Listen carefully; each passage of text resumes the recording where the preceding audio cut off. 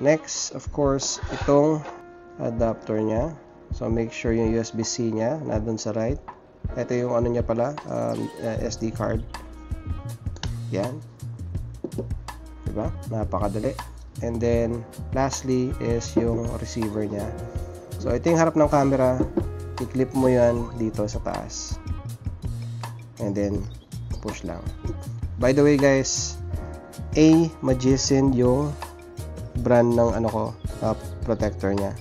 So, meron siyang parang slot dito para malagay mo tong clip. And then, of course, lastly, yung cord niya. Dito lang yan. And then sa kabila. And then, that's it. Siyempre, ito, mapupunta to sa helmet natin. So, tabi ko muna siya.